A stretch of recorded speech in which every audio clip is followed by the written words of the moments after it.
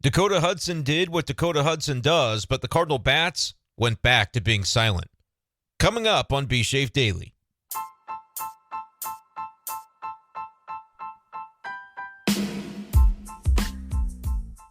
What's going on, everybody, and welcome in to this edition of Be Shafe Daily.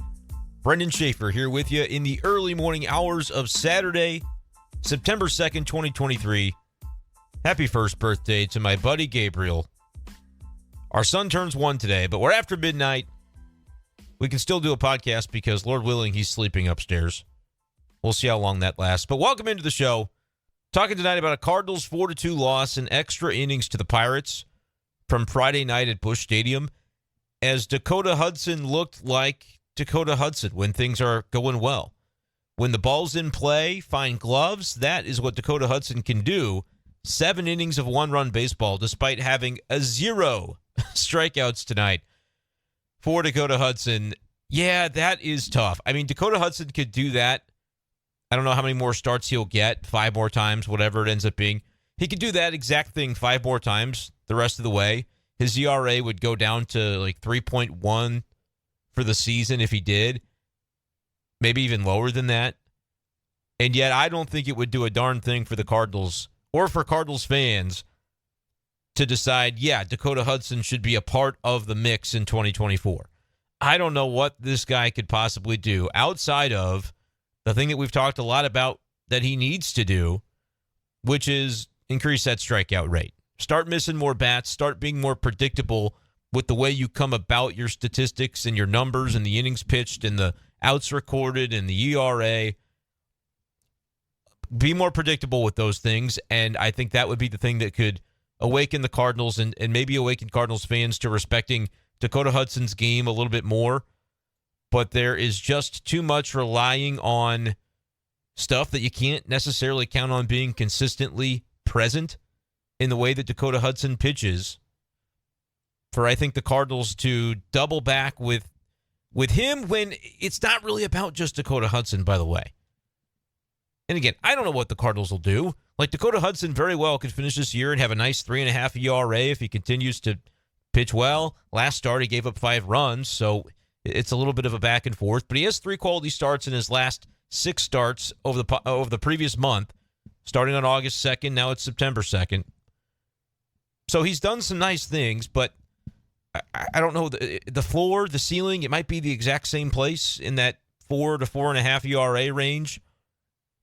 And you're, again, reliant upon balls in play. And it was interesting earlier this week, Wednesday afternoon at Busch Stadium, was standing on the field before the game, talking to Benjamin Hockman of the Post-Dispatch. Ollie Marmol was out there, and I had been talking to Benjamin just about the notion of this Cardinal rotation, and we kind of have conversations about what they're going to do, what are they going to go get, and just kind of shooting the breeze on general baseball talk. And I keep telling Hockman, we got to stop these conversations when we're just idly chatting at the ballpark.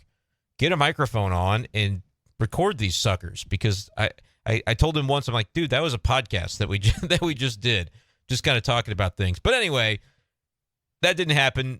We weren't mic'd up, but we were talking about Miles Mikolas and just kind of wondering, what's gone wrong for him? What's gone differently for him this year?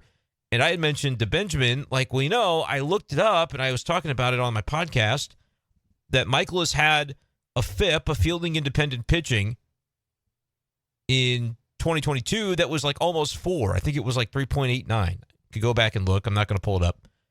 And the ERA was like 3.29. So it's like a half a run better than his fielding independent pitching suggested he should have been. So in a year like that, you say, oh, I got a little lucky.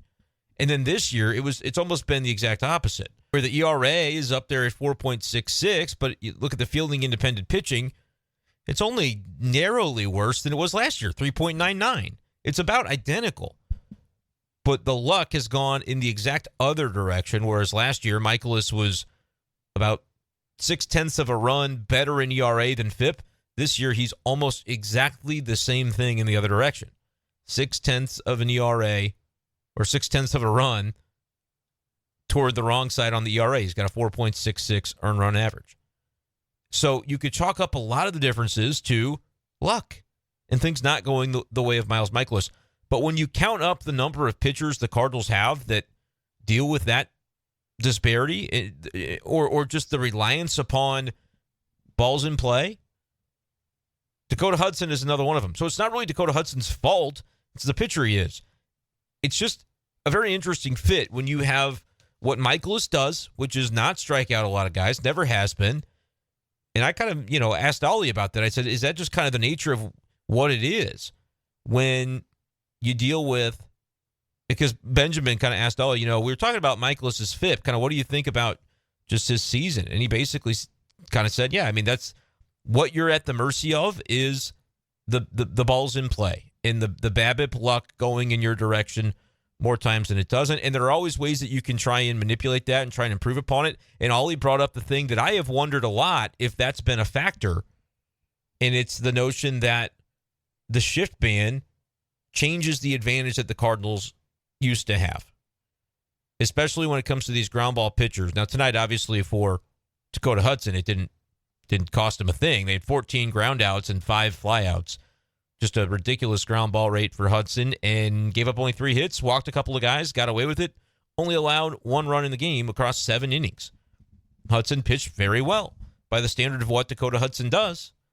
Of course, you don't end up getting any strikeouts, which doesn't give you a lot of confidence that what he did tonight is something he's able to repeat every 5 days. Repeatability of strikeouts is something you can rely upon it because you're swinging and missing, and that your stuff causes the opponents to do it. And that's why you just feel a little safer about projecting what a guy is or can be when he's getting those strikeouts. But Miles Michaelis, basically the same strikeout rate that he's had, right? A little lower this year, 6.1 per 9. Last year, 6.8. Year before, 6.2. 2019, he was 7 per 9. But then in his All-Star season 2018, he was 6.5 strikeouts per 9. So he's just basically been about what he's been. And you could just look at maybe the BABIP kind of not going his way. The shift ban perhaps is a part of the reason for that. Like when you look at the luck and the differences between what you expect to happen, which I don't think FIP is the end-all be-all. I've never felt that way. But it's an indicator if you're trying to read into what's kind of going on with a pitcher. You can certainly use it as an indicator, and I would say that the disparity going against him this year is a case of not as quality infield defense in the early portion. Arenado didn't have a good first half defensively. He's since turned it on to the extent that if Brian Hayes didn't have such good numbers, I would say Arenado's still a shoe-in for the Gold Glove at third, but that's going to be interesting to see how that plays out. Can his reputation win out, even if he might not have the full season numbers that Brian Hayes does per the defensive metrics? But Arenado started slow. Michaelis started slow. You had Nolan Gorman playing a lot more second base. He's not a bad second baseman, but he's not a Gold Glover there. And Tommy Edman, who is a former Gold Glover at second, has kind of struggled at the position this year. So you just haven't had, and of course, shortstop-wise, DeYoung was solid, but not otherworldly, and played a lot of shortstop. Like, it's just kind of been the nature of what it is. And then you throw the shift ban in there as well. And I think I have said, I think that's negatively impacted the Cardinals because they've always had such an advantage. They were better at every other team in the way that they shifted and sized up their defense in order to predict where the ball was going and put guys in position to make plays. They were always so good at that. And Ollie Marmol even said, the shift ban, I think, is definitely something that's impacted Miles Michaelis as much as anybody. And Cardinal fans go, oh my gosh, here's the excuse making. I don't think it's that. I think it makes sense to go, all right, this is a pitcher who is largely on the peripheral side of things, done about what he's always done, and yet his hits allowed per 9 innings go from 7.6 to 10. What's going on? His walk rate's the same. 1.7 walks per 9 last year, 1.8 this year. His K rate is 0.7 differential over 9. He's actually given up fewer home runs per 9. 0.9 homers per 9 innings compared to 1.1 per 9 last year. Like in the case of Miles Michaelis, why is it that way? Well, we identify some of these things. You go, all right, shift ban, pitch clock, whatever you want to throw out there. Not excuse making, but just talking baseball and trying to go, oh, that's kind of what it is. But it's interesting where you look at the Cardinals and say, okay, Michaelis is that way, Hudson's that way. Andre Palante is a guy who's that way as well, just reliant on pitch to contact. But you look at the metrics of what Palante has done this year. it's like his numbers probably shouldn't be as rough as they've been, but it seems like every time Pallante puts a ball on the ground like he's supposed to, which is what is, it's what he does is get those ground balls as reliably as anybody in baseball. And yet this year, you look at the numbers, he's got a 5.13 ERA, a 4.28 FIP. It's almost a full run difference of things just not going his direction. And I'm not trying to suggest a 4.28 FIP is outrageously good. You'd like it to be below 4. But last year he was a 3.98 FIP and a 3.17 ERA. It's gone completely the other way on Andre Pallante in his second year, whereas the underlying numbers say he's honestly not been that different. Up and down the board, that's kind of been the way for the Cardinals, and they've got too many guys that are that way. Individually on their own, I don't think it's a problem. These guys are all major league caliber pitchers, but you got to be careful with the way you construct your roster, your bullpen, your starting rotation. If you've got a bunch of those guys in the same year that a shift ban is introduced and a pitch clock is introduced, I don't really know exactly how to quantify it with the pitch clock, because I think it affects guys. I imagine that it does, but most of them aren't going to say it does because they don't want to make it an excuse. And it's hard to quantify exactly okay, what way exactly does it affect guys? Is your location, is your command just a little bit off because you're a little more run down as the game goes, or not able to kind of lock in exactly on each pitch because you're feeling rushed? That's a harder thing to quantify. Very easy to look at the shift band thing and quantify it. So I thought that was kind of an interesting conversation from the other day that sort of lends itself to what we're talking about with Dakota Hudson tonight, where, my gosh, 7 innings, 1 run. What more could you possibly want? Well, you'd want to know that the next time he pitches the exact same way, you can expect similar results, when in reality, instead of 3 hits, it might be 8, because balls might just be slightly out of reach of your fielders, whereas this time they found gloves. And that's been the story of why Andre Pallante has struggled this season. But we're talking about it with Michaelis. We talk about it with Dakota Hudson as well. And if you're the Cardinals going into this offseason, you kind of have to ask yourself, I don't think any of these pitchers are below major league caliber. I'm not saying they're all going to make up a rotation or a bullpen on a top contender if you combine them all into the same bucket. But I think all of them have a place in Major League Baseball. But how many of them can you afford to have on the same team and expose yourself to that level of, I call it risk. I don't know if that's the right word, but that level of uncertainty that is just naturally associated with pitch to contact.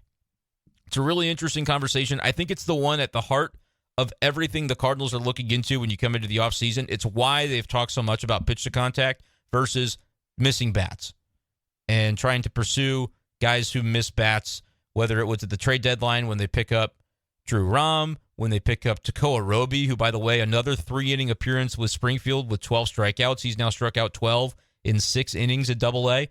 Tekoa Roby, keep an eye on him as a guy who's going to rise through the system in terms of prospect ranking. They're bringing him on slowly off of the shoulder injury because he was hurt when they traded for him. He was rehabbing the shoulder. Wasn't something surgical this year, but just had kept him out for a while. But now 2 outings of 3 innings each where he struck out 6 guys in both. That's interesting. Talk about the upside you got at the deadline. That deal of Jordan Montgomery and Chris Stratton for John King, who was kind of the third guy in the deal, but has done a nice job for the Cardinal bullpen as a lefty. I think his ERA is below 1 since they got him, somewhere down there. Thomas Saggese, who's hitting the cover off the ball. I believe he had a double or something tonight for his 104th RBI of the season or something just absolutely outlandish. And then Tekoa Roby, now that he's healthy again and pitching, looks like a guy as well. So the Cardinals really made out like bandits, I think, at the deadline. And people say, oh, these are prospects. These guys are in the minors. How can you possibly know yet? You just project a little bit of what you're seeing and thinking, man, a couple of years from now, it could be real exciting to see all these guys potentially in St. Louis. And, hey, maybe you even sign Jordan Montgomery back in the offseason, and he's a future teammate of some of those guys. I don't expect that, but I guess technically it is possible. But that's kind of what we're looking at. When it comes to Dakota Hudson, it's like, goodness, can he do anything to change the perspective, the impression of how people feel about him? Probably not. And I don't think that's entirely fair to Dakota Hudson. I think it's just a sign of the times that people are largely very keenly aware of what makes a pitcher good and predictably good. But Dakota Hudson for his career has a 3.6 some odd ERA. It was 3.70 coming into today. He lowered that a little bit, so let's call it 3.69. for his career in almost 450 career innings. Doesn't strike anybody out. Only 303 strikeouts in that span.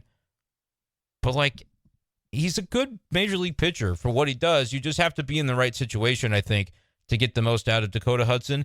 And at this point, 28 years old, I don't think he's ever going to be what he isn't. Like, I don't think he's ever going to be a guy that strikes out one per inning over the course of 175 innings in a major league season. He's not ever been close to that, and it's, at this point, difficult to imagine that he ever would be.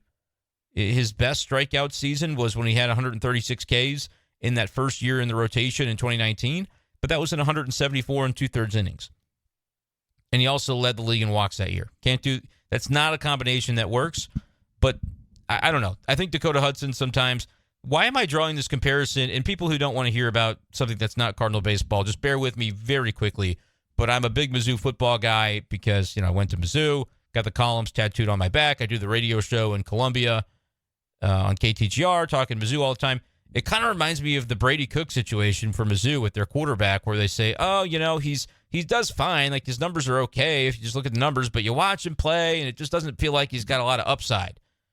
But he's out there grinding. Like, I feel like it's a very similar thing for Dakota Hudson, where people look at they watch him, and they'll certainly, on the bad days, they'll certainly rip what happens, and it doesn't look good, and you never want to watch him pitch again on the bad days. But then, day like today, it's not like he's really celebrated. It's, he got lucky. He's never going to be able to do that again. And yet, over the course of his career, like, the numbers are the numbers. It's been 6 years, and he's got a 3.69 lifetime ERA. I'm just saying, I don't know if that means anything. What do you think it means, Cardinals fans? Like, I know, I watch the Cardinals just as well as you guys do. I get what Dakota Hudson has been as a pitcher, but I also feel like there are times where the Cardinals aren't really in a position to scoff at what Dakota Hudson brings to the table, because he is a solid major league pitcher, especially on a team that has good defenders backing him up across the infield. It's not going to be reliable. You're not going to be able to project based on the luck of where the ball bounces on a given game. It's not as consistent as what a strikeout pitcher would be able to bring you. But when he's pounding the bottom of the zone with the sinker the way that he did today, I mean, Dakota Hudson's a very Dave Duncan type of pitcher, is he not? I think he would have been celebrated in the Dave Duncan era, but because he's pitching here in 2023, it's just the nature of what it is. So I don't think he can win for losing, but he did lose today. Didn't take the L. Cardinals did, 4-2, down to the Pirates. By the way, if you're enjoying the Cardinals channel, we talk a lot of Cardinals baseball here. Hit subscribe on this channel and hit like on this video. Would appreciate your guys' support in that. If you are a Cardinals fan or somebody who likes listening to Cardinals content, we bring it to you frequently here on the channel. This is B-Shape Daily Podcast.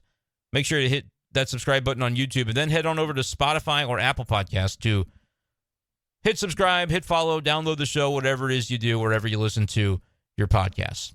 But such a funny thing to me when it comes to Dakota Hudson. 7 innings, 1 run today. Cardinals take the L, in part because the bats regressed back to where they had been before the couple of walk-offs in a row over the last 2 games. Tommy Edman had it twice. Had a chance tonight, actually, in the bottom of the 9th to do it. But I think it was just a base hit or an error that he got to second base on. Was hoping to see maybe a Little League home run style. Pirates throw the ball around a little bit, let Tommy Edman score. I don't even know if he got a hit on that. I know there was an error charged for him getting to second base. But nevertheless, would have been very fascinating to see 3 straight walk-offs by the same guy. I'm not sure that's ever happened. But the Cardinals just offensively didn't get it going. Willson Contreras with the home run. He goes 2 for 4, hit one to Freese's lawn, his 16th of the year, getting that OPS near 800. But he had 1/3 of the Cardinals' hits tonight, 2 for 6. He had 2 of them, 6 for the team. O'Neill had a double. I think just a few singles scattered otherwise. At the top of the order goes 0 for 16 combined with 2 walks and 7 strikeouts. Paul Goldschmidt in the 10th inning did have the sacrifice fly that made it 4-2 instead of 4-1. Scoring the man-for-man consecutive flyouts to center advanced the guy that starts on second base, and he scored. But that was about it. And for Paul Goldschmidt in particular, that was the very rare bright spot on a game for him that just he's had times where he's locked it in and he homers and you're feeling like, okay, back to being Goldie. But he's also had some games recently where he just does not look like himself. And that's kind of bled out into the field a little bit too. Tonight, not a good defensive game by Paul Goldschmidt, where he had kind of a ball that was hit relatively sharply, kind of to his side, had a little bit of trouble fielding it. got up, tried to make it happen, and just underhand flipped to first base. This was earlier in the game, and just not in time. I thought it was one where he tried to calmly, collected, regain composure after the ball kind of squirted away from him. And then I think in that instance, he needed to actually hurry up a little bit, try to rush his timing in order to like throw overhanded, get the ball to first base to the pitcher covering. He didn't put enough on it to get it to happen. No error on the play, but ends up allowing a base runner as a result. And then it happened again in the 10th inning where this wasn't even like a difficult chopper or anything. It was hit right to him. And it's like he wasn't, I can't articulate why it happened that way. And I didn't stick around in the clubhouse long enough to find out because it's already 1 a.m. as I'm doing this now. But it was like a ball hit right to him and he didn't charge it the way that he would have needed to. And Romero didn't react, Jojo Romero, like he needed to cover the base. And so he was a little bit late. So Goldschmidt again goes for the underhand flip, but it's like a, 25, 30-foot flip. The first one was a long flip. I couldn't believe he went underhand, but I think he was just trying to not throw it away. So he just kept his kind of rhythm in his timing and his steps, and it just didn't have enough on the throw. And this time it was kind of a similar situation, but Romero was late to the bag covering, and they tried to time it up, and it just, again, didn't work out. So that was where the 10th inning began, and things went horribly wrong from there for the Cardinals.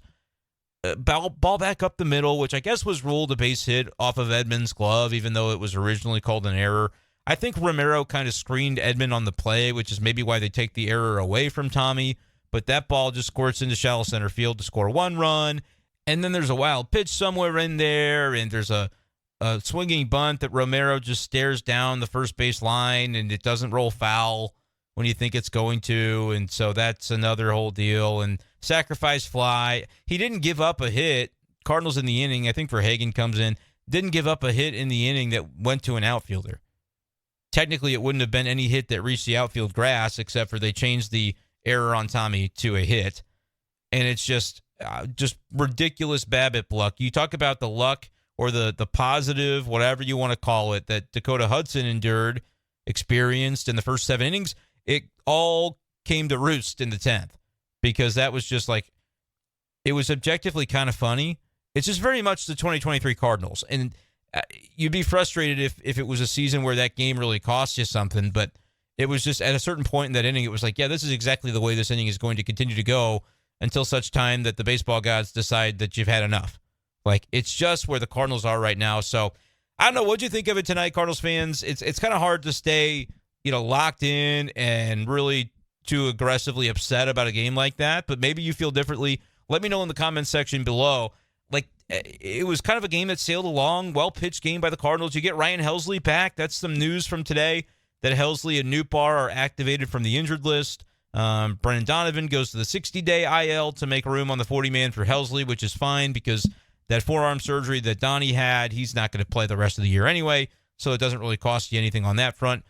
Jake Woodford was also activated from the IL, but they optioned him to AAA Memphis, with the idea being that he can get some more regular work down there rather than just, like, the Cardinal bullpen is kind of a mess right now. They need the veterans that are the Casey Lawrences and the Suarezes of the world, the Jacob Barneses of the world that just kind of, hey, we might need to throw 4 innings today. Can you do that? Yes. Okay, great. I think they want to get Woody a little more consistency, and he'd probably say, screw it, I'd rather be in the St. Louis bullpen. But they're going to send him to Memphis for now. It's just kind of where the Cardinals are, and it's hard to feign a lot of disdain and disgust for a game like that, where it really was some bad luck that went against the Cardinals in the 10th. But I do call it out a little bit. Like Paul Goldschmidt, I don't know, defensively it just did not look good from him today. That's not something that I think is too much of a trend. Do I think he's just doomed No, I think he's going to be just fine. But, like, it's a sloppy year for the Cardinals, and it does feel like that's bleeding a little bit into the day-to-day of even some of the guys that are the veterans on this team. Although Arenado has continued to look otherworldly defensively. Just like a couple more. That play that he makes coming in on a ball, going to his right, and tonight he did one where he stepped on the bag to start a 5-3 double play, vaulting off the bag to make the throw off balance toward Goldie at first. The dude is absolutely ridiculous, and it's really fun to see him back at that level again, where it was very clear that whatever was going on with him in the first half, he wasn't the same guy defensively that we're used to seeing. But he has, if he does this for another month, I'll understand. The defensive run saved, they'll say Ke'Bryan Hayes. I don't know exactly what the formula is for Gold Glove anymore. I know the metrics are part of it, but there's player vote and there's all sorts of different considerations that go into it. Man, Hayes is a great third baseman, but I don't even think Hayes is doing some of the stuff on the high end that Arenado has done. He's just been otherworldly recently, but I don't know. It may be too much ground to make up. We'll see. He's never lost a Gold Glove in his entire Major League career. Like, since his rookie year, he's won the thing every single year in the National League. With Colorado, with St. Louis, it hasn't made a difference, but we'll see what ends up happening there with Arenado. But yeah, it's just kind of one of those games, one of those seasons, Cardinals fans. I maybe there's people that are still going to find a way to, you blame Ollie for tonight. Helsley comes in the 8th inning. Romero's going to kind of remain the 9th inning guy, I think, for right now. Helsley looked good. I didn't like the fact that they didn't play the AC/DC Hells Bells with the red light show. Give me the light show, even if he's not in the 9th inning. But that was kind of scrapped tonight, which I don't really know what the thought process was behind that. Maybe it's got to be a 9th inning only thing for the laser light show. Maybe they didn't have it ready because he was off the IL just today. I have no idea what it was. But, he looked good. Nootbaar looking good as well with some of the swings that he took. Hit the ball hard, not always rewarded for it. Hit one to the track late in the game that didn't, obviously amount to anything. But he looked pretty solid. I think the Cardinals missed both those guys, but Nootbaar in particular. Next year's going to feel a little bit differently if you can have more health for some of those key players. Donovan's another example of that. But also, you don't always get to dictate health and how much of it you have or you don't have, so you can't always count on next year being better. We'll just have to wait and see. But yeah, kind of a sleepy game at Busch Stadium as the Cardinals lose this one in extras 4-2. Pirates have kind of had the Cardinals number this year. We're not really used to seeing that or saying that, but that's kind of been the way that it's gone. And, the Cardinals are way down there in the standings. Humbug. That's what it is. Let me know what you think, though, Cardinals fans, in the comments section below. Hit like on this video. Subscribe on this channel. One thing I want to talk about before we get out of here, I thought about making it into a second video, but I may just kind of lop it on here at the end. News coming out from the Cardinals press box after the game, after I had already departed. A lot of the Cardinals reporters who were still there mentioning that the Cardinals are going to push back Adam Wainwright. He's not going to start Sunday. So if you had tickets for Sunday's game, hoping to see 199 from Waino, that sucks because he's not going to pitch. Drew Rom will pitch Saturday, which is slated. That was the way it was slated, I believe. But Sunday, they're going to figure something else out. I don't know if it's going to be a bullpen game or a Casey Lawrence special or what it's going to be. But Wainwright's going to pitch Tuesday in Atlanta. And you might be thinking, what? They're trying to get him 199. Pirates would be the best chance you're going to get, right? I mean, it's not like they're as bad as the Cardinals or anything, but they're still not a very good team, not a very good lineup. Wainwright at Busch, come on, that's a great opportunity, especially after how he pitched against the Padres. Maybe the Cardinal lineup can do something against the Pittsburgh pitching staff and get Wainwright at 199.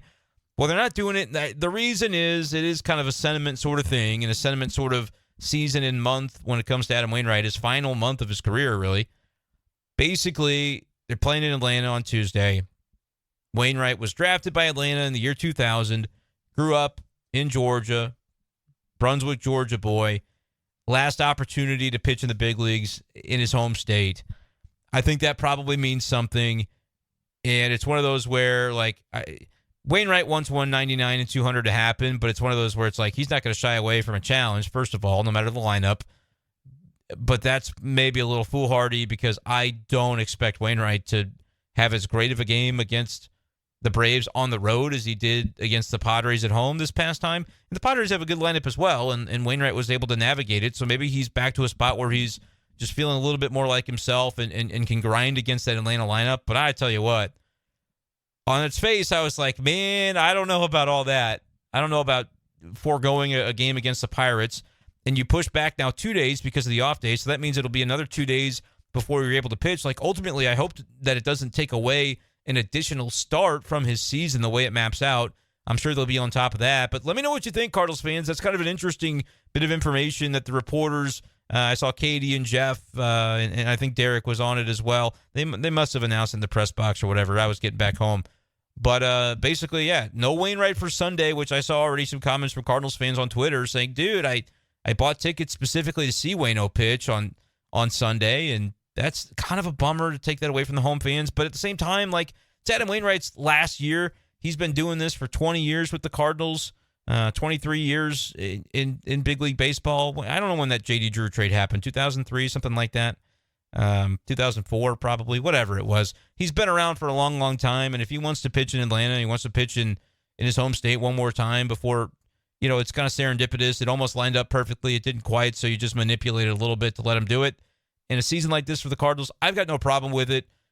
Wouldn't it be something if he says, I know what it looks like on his face. People think I can't shut down the Braves. Maybe he does. Wouldn't that be something? But that's going to be on Tuesday. I don't know what the plan is for Sunday. If they've announced it, I haven't seen it yet. But it's going to be one of those kind of hodgepodge games, I would imagine, for the Cardinals at Busch Stadium. Or maybe they call up like a Michael McGreevy or something. I have no idea what's going to happen. But that's where it is. Wainwright, no Sunday. Yes, Tuesday in Atlanta. What do you think of it, Cardinals fans? Would have been maybe nice to see him against the Pirates, get that 199 under his belt with close to a month remaining in the season. Instead, he's going to go into the belly of the beast in Atlanta on Tuesday. That's going to do it, though, for this edition of the show. Appreciate you guys, as always, for listening, for hanging out with me all season. We've got more to go, and then we'll get into postseason mode. And, well, not for the Cardinals, but off-season mode is going to be a lot of fun, too. More fun than we're having right now, for sure. But stick with me, guys. I promise it's going to be worth it in the long run. Like, you hear a lot of confidence from people that just say, it's going to be different next year for the Cardinals. And it's not just going to happen by magic. So I think that means it's going to be a fun offseason in terms of the acquisitions that they're going to put together. That's the way I'm looking at it anyway. So hit subscribe on this channel if you enjoy Cardinals content. And we'll talk to you next time on Be Safe Daily. Peace.